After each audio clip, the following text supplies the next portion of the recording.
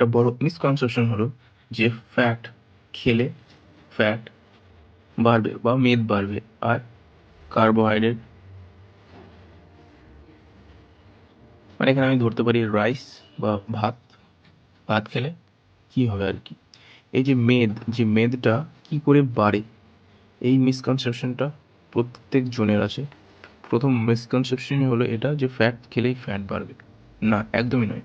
এই যে আমাদের যে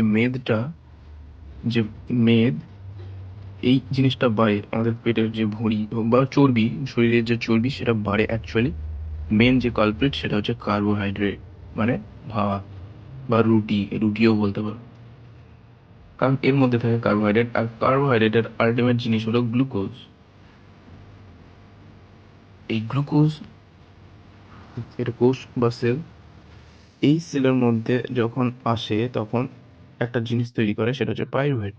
এই পাইরুভেটটা নেক্সট একটা সাইকেলে যেতে হবে, যেটা যেতে গেলে তোমাকে নিজে দৌড়াদৌড়ি করতে হবে। যদি তুমি চুপচাপ বসে থাকো, এই পাইরুভেটটা অ্যাজ গ্লাইকোজেন, যেটা তোমার মেদ, অ্যাজ গ্লাইকোজেন অ্যাডিপোস টিস্যু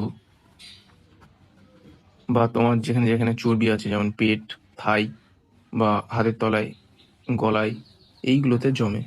তো আলটিমেট যে গ্লুকোজ আসে, এই গ্লুকোজটা তুমি যদি কাজকর্ম না করো, দৌড়াদৌড়ি না করো, এক্সারসাইজ না করো, তো অ্যাজ গ্লাইকোজেন তোমার অ্যাডিপোস টিস্যু, তোমার লিভার এ জমবে। আর এইগুলোই হচ্ছে ফ্যাট তোমার, বুঝলে? তো গ্লুকোজ থেকে আলটিমেট ফ্যাট তৈরি হয়ে যায়। আর এর কারণে আবার ফ্যাটি লিভার হয়, কারণ তোমার লিভারে প্রচুর পরিমাণের ফ্যাট জমে গেছে। তো আলটিমেট কালপ্রিট হচ্ছে গ্লুকোজ, ফ্যাট নয়।